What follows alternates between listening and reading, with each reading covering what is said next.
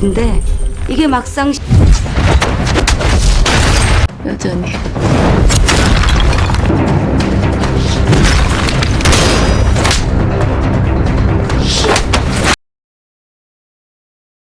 Hai guys, gimana kabarnya? Kembali lagi bersama gua di channel PRF Movie. Gue doakan semoga kalian sehat-sehat selalu dan gak kurang satu apapun.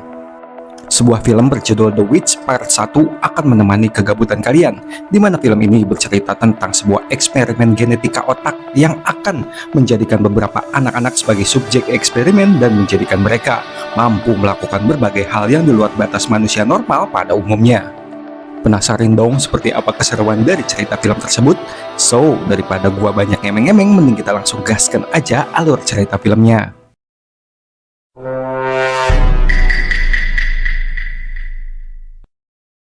Berlatar di negara Korea, cerita film dimulai dengan memperlihatkan beberapa anak yang dijadikan subjek sebuah eksperimen otak, di mana eksperimen ini akan membuat otak beberapa anak-anak meningkat 100% dan menjadikan mereka generasi yang lebih sempurna. Saat itu, ada beberapa anak-anak yang kabur, sehingga salah satu ilmuwan otak bernama Dr. Baik sekaligus pimpinan eksperimen ini mengerahkan seluruh pasukannya untuk mencari anak-anak tersebut.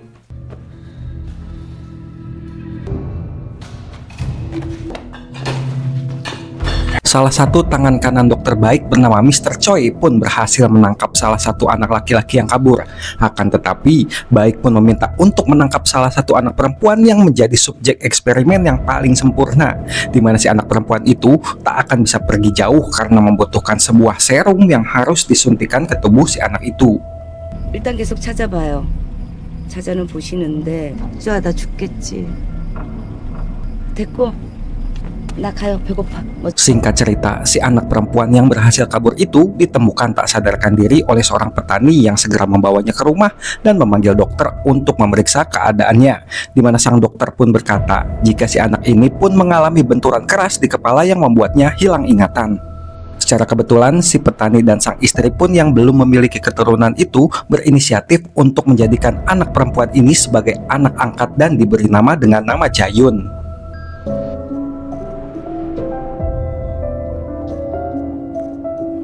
Singkat cerita, 10 tahun telah berlalu. Jayun tumbuh menjadi gadis remaja yang cantik dan polos, di mana ia terlihat tengah berbelanja makanan sapi untuk sapi-sapi milik si ayah angkatnya. Akan tetapi, Jayun dibuat kesal oleh si penjual karena terus menagih hutang yang belum bisa dia bayar olehnya, akibat harga-harga beras yang semakin melonjak naik. Setibanya di rumah, Jayun langsung memberikan pakan sapi kepada si ayah, di mana terlihat betapa besarnya rasa sayang si ayah kepada Jayun dan sama besarnya rasa sayang sang ibu kepada Jayun yang meski sedang mengalami sakit, namun mereka menyayangi dan menganggap Jayun layaknya anak kandung sendiri. 어제는요 유전자가 아니라 이들이 타살된 것으로 보고 용의자를 특정. Saat malam tiba, Jayun seketika mengalami sakit kepala ekstrim, di mana hal tersebut bukanlah pertama kali dirinya mengalami sakit tersebut. Namun, Jayun tak pernah menceritakan rasa sakitnya itu kepada siapapun meski kepada orang tuanya juga.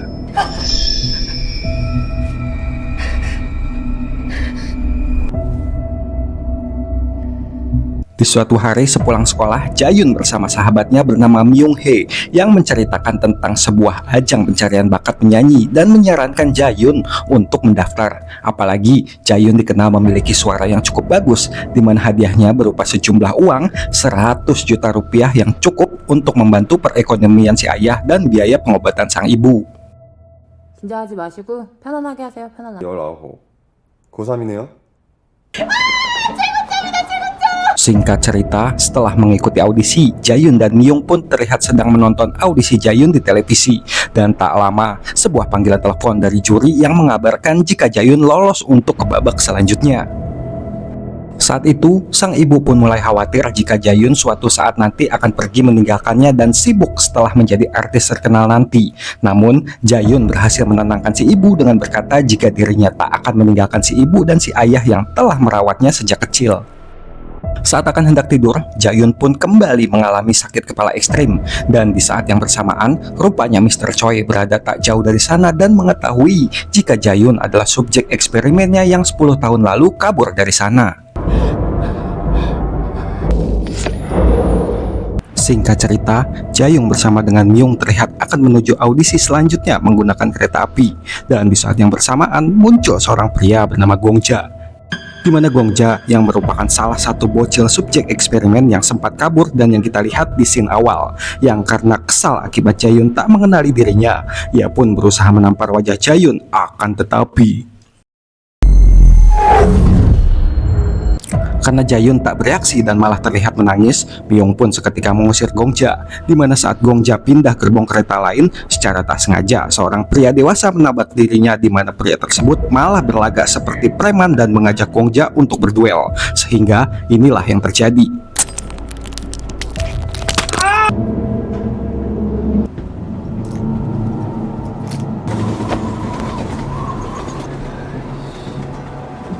Sementara itu, setibanya di sebuah gedung stasiun televisi, Jayun pun segera mengikuti kontes audisi yang diadakan secara live di TV. Seketika, Jayun pun menunjukkan kemampuan dalam membawakan sebuah lagu qasidahan. 아니 왜 이렇게 늦었어? 오늘 생방이랬어. Oh, Danny boy. 시골 소녀 구자윤 아닙니다. Selesai audisi, Jayun pun seketika kembali mengalami migrain ekstrim, yang karena tak ingin Myung terlihat khawatir, Jayun pun memutuskan untuk pergi ke toilet dan berkata jika dirinya hanya nyeri karena datang bulan saja. Setelah berhasil lolos audisi babak perempat final, Jayun dan Myung yang akan hendak pulang pun seketika dihampiri oleh beberapa orang pria. Akan tetapi, karena dirasa mencurigakan, Jayun dan Myung pun segera bergegas pergi meninggalkan mereka. Saat tengah menuju bus ke desa, Gongja pun kembali menghampiri Jayun bersama dengan seorang wanita yang bernama Yuli. Gongja pun berkata jika dirinya akan menuju rumah orang tua Jayun. Merasa Gongja akan membahayakan keselamatan orang tuanya, Jayun pun segera berlari pulang dan meminta Myung untuk menelpon ayah Myung yang juga seorang babinsa.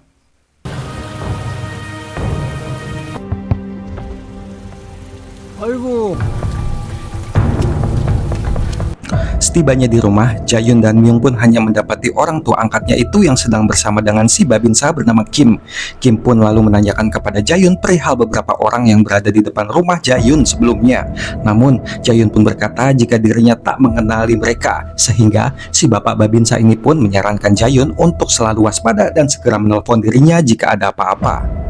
Sementara itu, di tempat lain, seorang profesor yang menolak untuk bekerja sama dengan Baik pun didatangi oleh Gongja dan kawan-kawannya.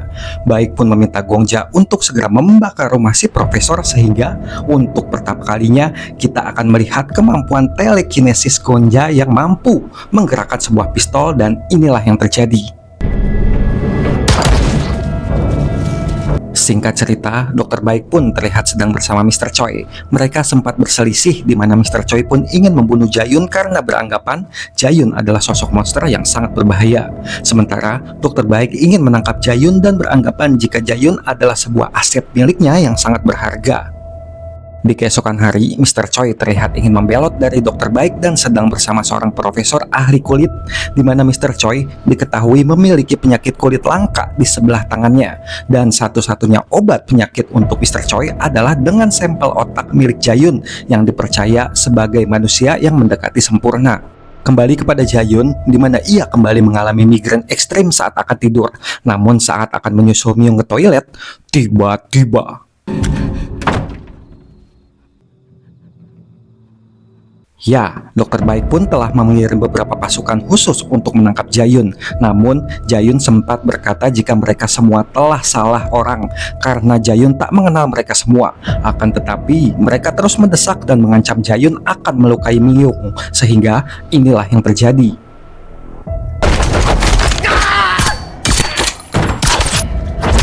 Ya, kurang dari 10 detik, Jayun pun berhasil membunuh mereka semua, sehingga membuat Myung sedikit syok melihat kemampuan bestinya itu yang di luar batas manusia normal. Akan tetapi, tak lama muncul Gongja yang membackup dan mengancam Jayun akan membunuh orang tua Jayun jika melawan.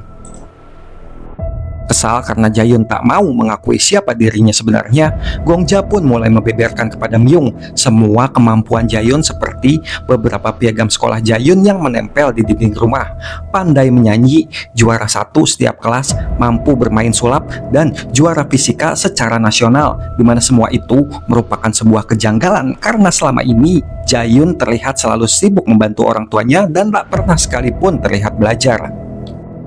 그 생각이란 것 좀 하고 살아. 아니 맨날 너랑 붙어 다니는데. 근데 맨날 전교 1, 2등 하지. 한 번 보고 들으면 못하는 게 없다고. 미치겠네 진짜. 누구야 너? 연기 잘한다. Akhirnya, karena tak bisa melawan, Jayun pun memutuskan untuk ikut bersama Gongja dan meminta Myung untuk menjaga kedua orang tuanya di rumah.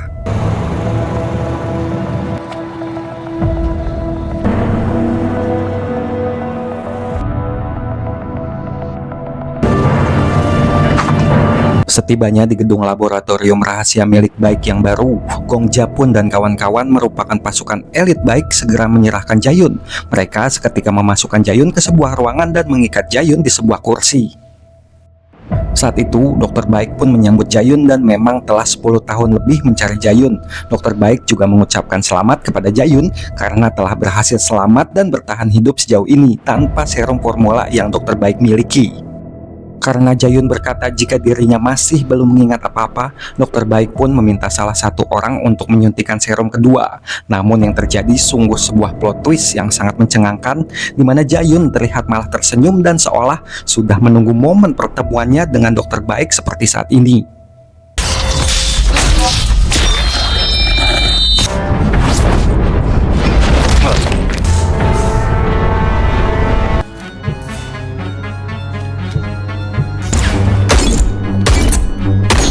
Dan ya, alih-alih Dokter Baik berhasil menangkap Jayun, justru Jayunlah yang merasa senang karena berhasil bertemu dengan Dokter Baik.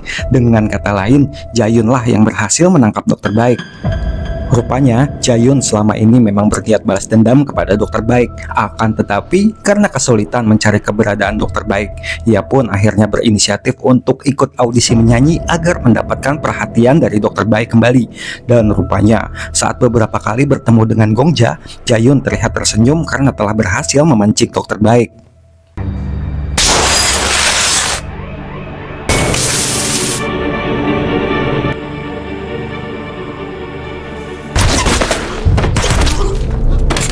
Lantas, apa tujuan Jayun agar bertemu dengan Dokter Baik? Tujuan Jayun bertemu dengan Dokter Baik bukan semata-mata hanya ingin balas dendam saja, yang telah menjadikan dirinya sebagai subjek eksperimen dan memisahkan Jayun dari kedua orang tuanya, melainkan agar bisa mendapatkan semua serum yang dimiliki oleh Dokter Baik untuk bisa bertahan hidup lebih lama dan tak mengalami sakit kepala tanpa mengkonsumsi bodrek lagi. 살면서 단 하루도 잊어본 적이 없어요. 정말 오랫동안 당신을 찾아다녔거든요. 혼자 못 죽죠.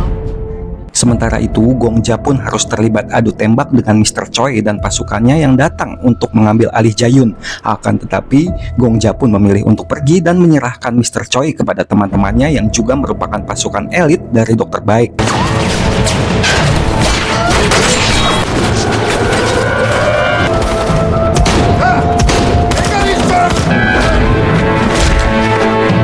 Seketika, salah satu pasukan elit bernama Yuli pun yang merupakan anak emas dari Dokter Baik kemudian memperlihatkan kemampuannya yang membuat para pasukan Mr. Choi menemui sang pencipta.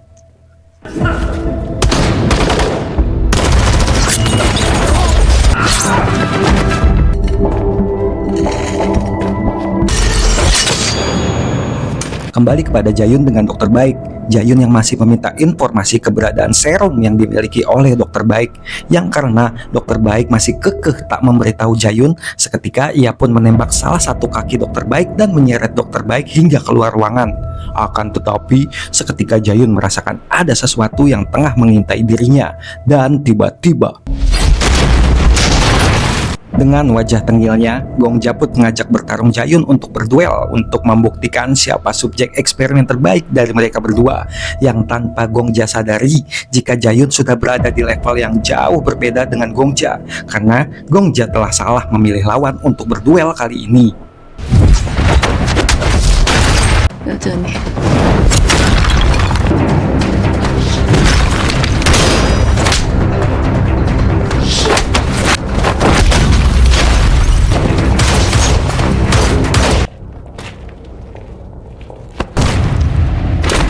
Saat itu, Mr. Choi datang untuk ngareriweuh dengan keadaan. Alih-alih membuat senang Dokter Baik karena dianggap akan menyelamatkannya, Mr. Choi malah menembak kelapa Dokter Baik hingga tewas. Akan tetapi, saat Mr. Choi lengah tanpa ia sadari, Jae-yun sudah berada di belakang Mr. Choi. Yang karena Jae-yun dan Mr. Choi bukanlah lawan yang sebanding dengan Jae-yun.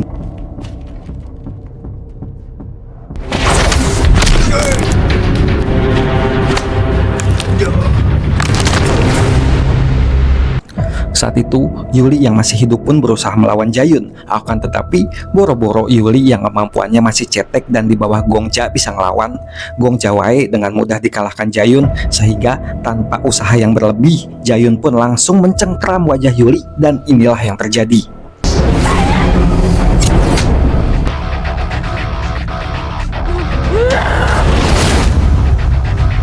Ketika saat Jae-yun lengah, Gongja sudah berada di belakang Jae-yun.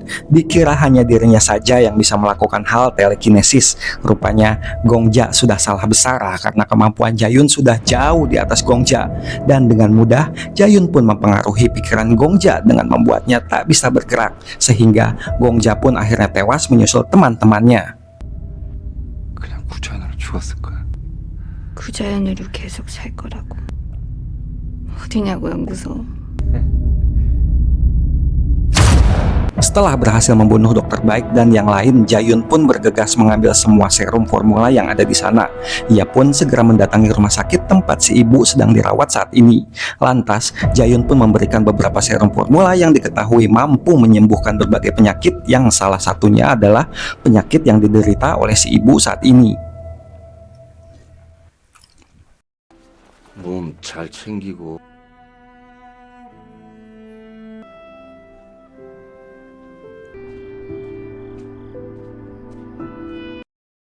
Singkat cerita, 3 bulan telah berlalu, Jae-yun pun terlihat tengah mendatangi sebuah tempat dan telah meninggalkan kehidupan lamanya, di mana ia bertemu dengan seorang dokter yang mirip dengan Dokter Baik. Rupanya, si dokter tersebut tak lain adalah saudari kembar Dokter Baik yang sama-sama seorang dokter ahli otak. Tujuannya, Jae-yun mendatangi si dokter untuk mendapatkan serum yang lebih permanen tanpa harus mengkonsumsi setiap bulan serum tersebut. 너 언니한테 까불면 Dan film pun diakhiri dengan memperlihatkan seorang wanita yang berdiri di sebelah Jae-yun. Entah siapa wanita tersebut tidak dijelaskan pasti, dan mungkin dia merupakan salah satu subjek eksperimen dan akan dijelaskan di film The Witch Part 2. Tamat, ending yang membagongkan.